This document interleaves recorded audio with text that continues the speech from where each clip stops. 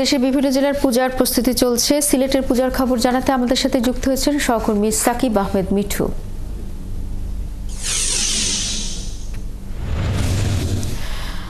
সাকিব, সিলেটে পূজাকে কেন্দ্র করে নিরাপত্তা ব্যবস্থা কেমন দেখছেন এবং সব মিলে সার্বিক প্রস্তুতি কেমন, সাধারণ মানুষের কেনাকাটা, সব বিষয়ে আসলে আপনার কাছে জানতে চাই।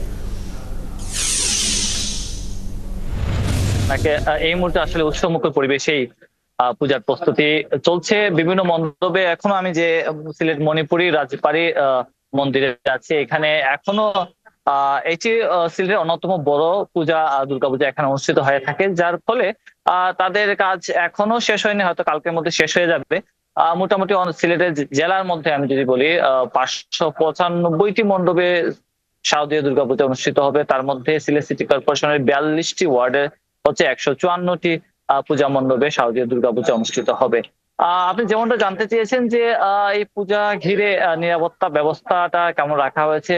আপনি জানেন যে সদ্যই নতুন সরকার, তার মধ্যে দেশে অনেকেই ষড়যন্ত্র করার চেষ্টা করতে পারে, যার কারণে আইন শৃঙ্খলা বাহিনী কঠোর নিরাপত্তা ব্যবস্থা গ্রহণ করেছে, যার মধ্যে রয়েছেন সেনাবাহিনী, বিজিবি, তারপরে গোয়েন্দা পুলিশের, নজরদারি পুলিশের সাথে আনসার বিডিবিও কিন্তু তারা নিরাপত্তার কাজে প্রতিটি মণ্ডপে অবস্থান করবেন এবং সাদা পোশাকের পোশাকধারী যে পুলিশ তারা খবর রাখবেন কোথাও কোনো ধরনের কেউ বিশৃঙ্খলা বা কোনো ধরনের ষড়যন্ত্র করার চেষ্টা করছে কিনা, সেগুলোকে তারা শক্তভাবে প্রতিহত করার চেষ্টা করবেন।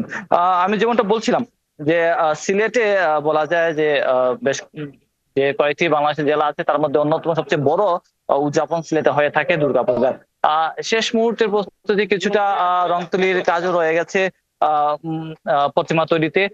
তবে আশা করা যাচ্ছে মাত্র আর একটা দিন বাকি আছে। সকল যে 595টি কেন্দ্র পূজা মণ্ডপের কথা বলছিলাম, সেই পূজা মণ্ডপগুলোতে নিরাপত্তা দিয়ে কিন্তু প্রতিমাগুলো পৌঁছে দেওয়া হবে। মানুষের মধ্যে অনেক উৎসাহ উদ্দীপনা আমরা শহর জুড়ে দেখেছি যে মানুষ এখনো কেনাকাটায় ব্যস্ত, শারদীয় দুর্গাপূজার সনাতন ধর্মাবলম্বীদের মাঝে আনন্দ প্রকাশ করছে।